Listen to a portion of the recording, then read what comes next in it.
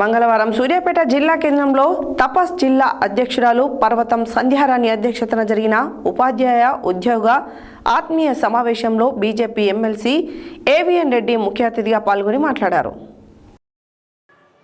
మంగళవారం సూర్యాపేట జిల్లా తాపస్ జిల్లా అధ్యక్షురాలు పర్వతం సంధ్యారాణి అధ్యక్షతన జరిగిన ఉపాధ్యాయ ఉద్యోగ ఆత్మీయ సమావేశంలో బీజేపీ ఎమ్మెల్సీ ఏవిఎన్ రెడ్డి ముఖ్య అతిథిగా పాల్గొని మాట్లాడుతూ జాతీయవాద ఉపాధ్యాయ సంఘం తపస్ గ్రామీణ ప్రాంతాల్లో విద్యార్థులకు దేశభక్తి, భారతీయ సంస్కృతి, సాంప్రదాయాలు బోధన చేస్తూ విద్యార్థులను ఉత్తమ పౌరులుగా తీర్చిదిద్దుతుందని అన్నారు.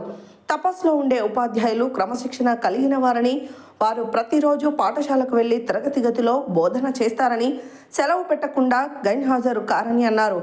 తపస్ ఇచ్చిన మద్దతుతో తాను హైదరాబాద్, రంగారెడ్డి, మహబూబ్ నగర్ ఎమ్మెల్సీగా విజయం సాధించారని అన్నారు. సూర్యాపేట జిల్లాలో ప్రభుత్వ, ప్రైవేటు ఉపాధ్యాయులందరూ పులి సర్వోత్తం రెడ్డికి మొదటి ప్రాధాన్యత ఓటు వేసి జిల్లా నుండి అత్యధిక మెజారిటీ ఇవ్వాలని అన్నారు.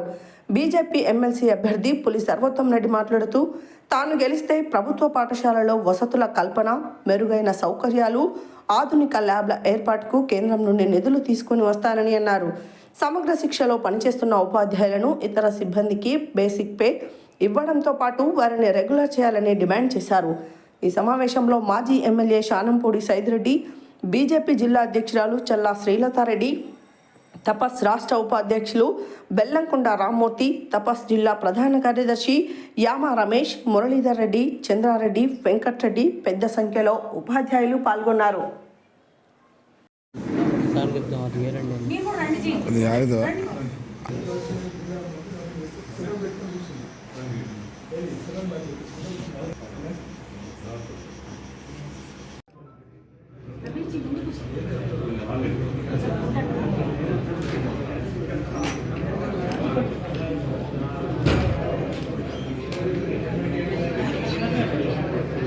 ఆర్థిక వనరులు ఎక్కువ ఉన్నాయి.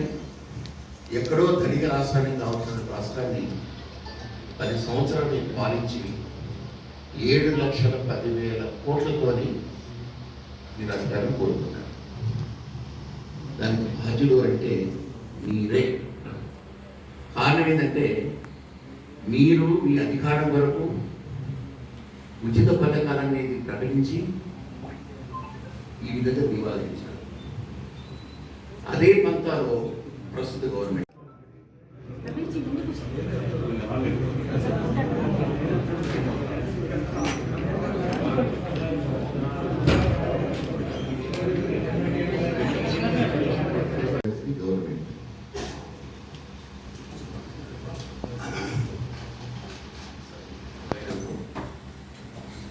గత 2 సంవత్సరాలకి నాకు కూడా ఎప్పుడో ఒకసారి ఎమ్మెల్సీ కావాలి, టీచర్ల యొక్క సమస్యలు,